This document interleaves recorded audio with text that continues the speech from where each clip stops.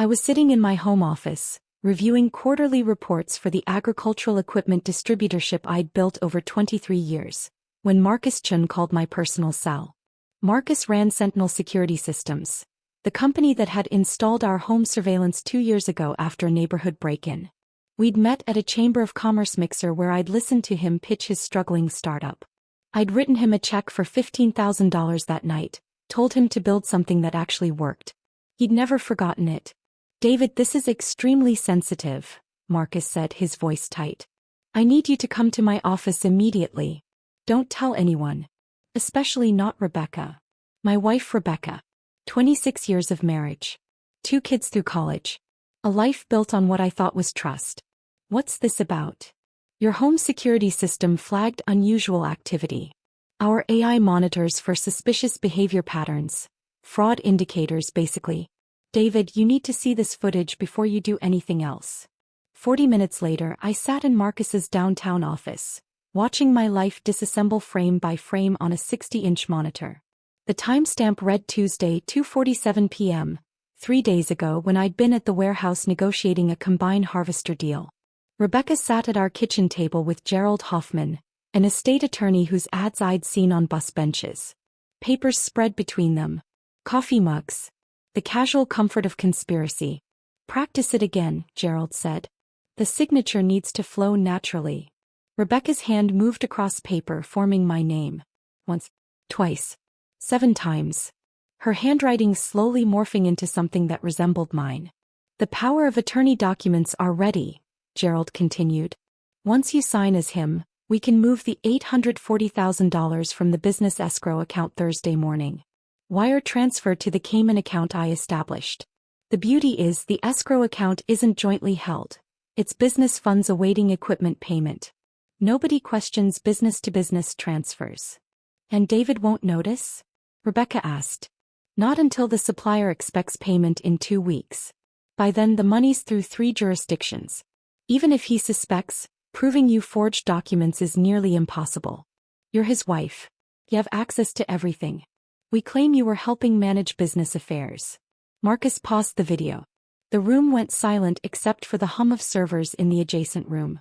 "There's 17 minutes more," he said quietly. "They discuss how your recent promotion to regional distributor gave you access to larger escrow accounts. How she's been photographing your signatures from mail and contracts for 2 months. How this is the practice run before targeting your retirement account. $2.1 million. The psychological concept is called betrayal blindness, the mind's inability to register evidence of treachery from those we depend on. It's evolution's compromise. Survival sometimes requires trust even when trust is unwarranted. But I wasn't blind anymore.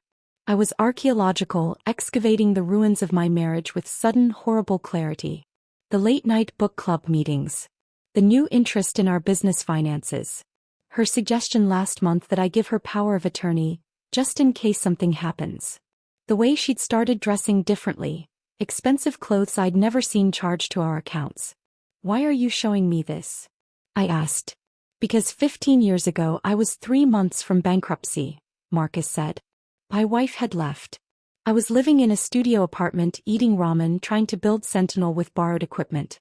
You walked up to me at that chamber event, listened for 10 minutes and wrote a check that saved my company. You didn't ask for equity. Didn't want anything except for me to succeed." His jaw tightened. "You said, build something that protects people. So I did." He pulled up another screen. "I've already documented everything. Timestamps. Audio transcripts. 3 separate angles. I've contacted my attorney. She specializes in fraud cases. I've also called a forensic accountant I trust. They're both downstairs waiting." The gambler's fallacy. The belief that past investment justifies continued investment despite mounting evidence of loss. I'd been feeding the slot machine of my marriage for 26 years, convinced the jackpot of genuine partnership was mathematically inevitable. But the house always wins. And Rebecca had been the house all along. Sarah Bromwell, Marcus's attorney, was 50-something with silver hair and the calm efficiency of someone who'd seen every variation of human betrayal. She sat across from me in Marcus's conference room, a leather folder open before her. "Mr. Patterson, we need to move quickly but carefully," she said. Thursday is in 36 hours. Once that money moves, recovery becomes exponentially more difficult. What are my options? We file for an emergency injunction freezing all accounts, personal, business, joint. We submit this video evidence to the DA's office. Forgery, fraud, conspiracy to commit theft. These are felonies. But here's what makes your case unusual: the escrow account. He pulled out bank statements I recognized. My business account records. This $840,000 is awaiting payment to Hartman Agricultural Systems for combine parts, correct? Delivery is scheduled for 3 weeks from now. If Rebecca successfully forges your signature and transfers those funds, Hartman doesn't get paid. Your business defaults on a contract. You face potential lawsuit, loss of supplier relationship, and reputational damage in your industry. She leaned forward. This isn't just theft from you personally. This is sabotage of your business, which employs 17 people. The forensic accountant James Wu opened his laptop. I've been analyzing your accounts for the past hour. Marcus gave me access to business records you filed with the chamber. I'm seeing a pattern. He turned the screen toward me. Spreadsheets. Highlighted transactions. Over the past 8 months, there have been 47 unusual withdrawals from your joint personal account. Amounts between $1,200 and $8,500. Always just below $10,000. The threshold that triggers automatic bank reporting. Total, $186,000. My hands went cold. The money went to an LLC called Horizon Holdings Management, registered in Delaware 6 months ago. Sole owner, Rebecca Patterson. That LLC then made payments to Gerald Hoffman, $48,000 in consulting fees. The rest is currently in a business account that has no activity except deposits. She's been stealing from me for 8 months? Longer, James said. I found similar patterns going back 19 months. Total funds moved $340,000. All hidden because the withdrawals were from joint accounts. Technically she has legal access, but the pattern shows intent to conceal. Sarah made notes. This elevates the case significantly. This isn't opportunistic theft. This is systematic, premeditated fraud with extensive planning.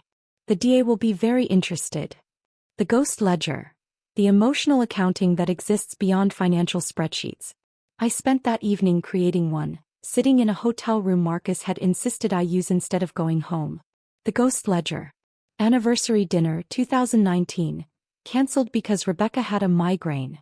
Found out later she'd had dinner with Hoffman at a steakhouse downtown. Cost. Memory of 20th anniversary, unrecoverable. Business crisis 2021. When the warehouse flooded and I worked 72 hours straight to save equipment. Rebecca complained I was always working, never prioritizing her. Cost. Support during worst professional moment, permanent. Daughter's wedding 2023. Rebecca spent 4 hours discussing her outfit, 10 minutes asking about my speech. When I teared up during father-daughter dance, she said I was making it about me. Cost. Shared joy in our child's milestone, irreplaceable. Every I love you 312 times in the past year based on texts I reviewed. Each one now revealed as script in a long con. Cost. Ability to trust those words, ever again from anyone. The ledger revealed something worse than theft. Systematic emotional divestment. She hadn't loved me in years, possibly ever. I'd been infrastructure, not partner. A resource to be mined. Revenge isn't rage, I realized. It's patience sharpened into strategy. Wednesday morning, Sarah filed paperwork with lightning precision. Emergency injunction to freeze all accounts. Criminal complaint with the DA's office including 17 minutes of video evidence. Restraining order prohibiting Rebecca and Hoffman from contacting me or accessing any property.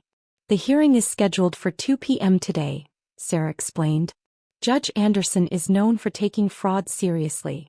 She'll review the video evidence in chambers before the hearing. By noon, Rebecca had been served. Marcus's security system, still active in our home, captured her reaction. The deputy handed her papers. She went pale, hands trembling as she read. He immediately called Hoffman. The panic in her voice was crystalline. They have video. They have everything. How is that possible? The procedural justice I craved was unfolding with mechanical perfection. Each step documented. Each action official. At 2 p.m. I sat in Judge Patricia Anderson's courtroom. Rebecca arrived with Hoffman, both looking like they'd dressed for a funeral. Appropriate considering they were burying their freedom. Judge Anderson was 60 with sharp eyes and the bearing of someone who'd spent decades watching people lie. She reviewed documents, then gestured to the bailiff. Play the video evidence. The courtroom screen illuminated. Rebecca and Hoffman at our kitchen table. Their voices echoing through the silent room. The signature practice. The explicit discussion of fraud. The detailed planning. 17 minutes of them destroying their own defense. When it ended, Judge Anderson removed her glasses. The silence that followed was violence, the kind that precedes verdict. Ms. Patterson, Mr. Hoffman, I've been on the bench for 22 years. I've seen sophisticated fraud. This. She gestured to the screen. This is textbook conspiracy to commit forgery and theft. You documented your own crime. Rebecca's voice cracked. Your Honor, I can explain. You already did. On video. Quite thoroughly. Judge Anderson turned to the prosecutor who joined our emergency hearing. I'm granting the injunction freezing all accounts. I'm also referring this matter to the DA for immediate criminal investigation. Mr. Hoffman, I'm notifying the State Bar of these proceedings. Hoffman's face drained of color. Your Honor. You're an officer of the court who planned to forge documents and facilitate theft. Your license is in jeopardy. She signed papers with decisive strokes. Bailiff, please escort them out. They're not to contact Mr. Patterson or approach his property. Each word was a microclimax. Each signature on official documents a small death of their scheme. The consequences cascaded with beautiful, terrible efficiency. Thursday, 24 hours later, the DA's office opened formal investigation. Rebecca and Hoffman were both questioned. The video evidence made denial impossible. Criminal charges filed. Conspiracy to commit forgery, attempted grand theft, fraud. Hoffman's law license suspended pending bar investigation. Friday, 48 hours later, forensic audit of the joint accounts revealed the full $340,000 theft pattern. The Delaware LLC was frozen. Additional charges filed. Rebecca was placed under house arrest with electronic monitoring. Week 2. Hartmann Agricultural Systems received their payment on time from the unfrozen escrow account. My reputation intact. Meanwhile, Rebecca's bail hearing revealed she'd secretly refinanced our home, forging my signature on those documents too. Additional charges. The judge revoked bail. She was remanded to custody. Week 3. Hoffman was disbarred. His practice collapsed. 3 other clients came forward claiming similar creative estate planning had been used to steal from elderly family members. Federal investigation launched. Week 4. Rebecca's parents called demanding I drop charges. She's your wife. How can you do this to family? I hung up. Blocked their numbers. The account was closed. Month 2. Divorce finalized on emergency grounds, fraud and criminal activity. I received full custody of assets. Rebecca received nothing except felony convictions. 3 years minimum sentence, likely 5 with the additional forgery charges. Month 3. The Delaware LLC audit revealed she'd been planning this for 27 months, since before our daughter's wedding. She'd started stealing the month after our 25th anniversary, after I'd surprised her with a trip to Italy. The timeline showed calculation that took my breath away. 6 months later, I stood in Marcus's office. Sentinel Security Systems now occupied 3 floors. The company had gone public. Marcus had become a minor celebrity in the security industry. The AI surveillance that catches fraud before it happens. Your system saved my life, I told him. You saved mine first, he said. 15 years ago. I never forgot it. There's a concept in moral philosophy, reciprocal altruism. The idea that genuine kindness creates networks of mutual aid that persist across time. I'd helped Marcus because it was right. He'd helped me because memory has weight. I left his office and drove to the office of Second Harvest Community Center, a nonprofit providing services to agricultural workers. I wrote them a check for $340,000, the exact amount Rebecca had stolen now recovered. This is for emergency assistance programs, I told the director. For people whose families fail them. He stared at the check. Mr. Patterson, this is why? Because family isn't who shares your blood, I said. It's who shows up when blood isn't enough. I walked out into autumn air, sharp and cold and clean. My business was stable. My children, horrified by their mother's actions, were closer to me than ever. I'd started dating again, carefully, with eyes wide open. Rebecca is in minimum security, teaching other inmates basic computer skills. I heard this from the victim advocate who keeps me updated. I feel nothing about it. No satisfaction. No regret. Just the mathematical certainty that consequences were delivered precisely as earned. The security camera footage sits in a legal storage facility, preserved as evidence. 17 minutes of truth that couldn't be argued away, minimized, or explained. In a world where gaslighting and manipulation can persist for decades, that footage was irrefutable proof. Documentary evidence that I wasn't crazy. That my instinct, dulled by 26 years of conditioning, had been right all along. There is no place for her in my world anymore. The account is closed. The balance is zero. And I am finally in the black.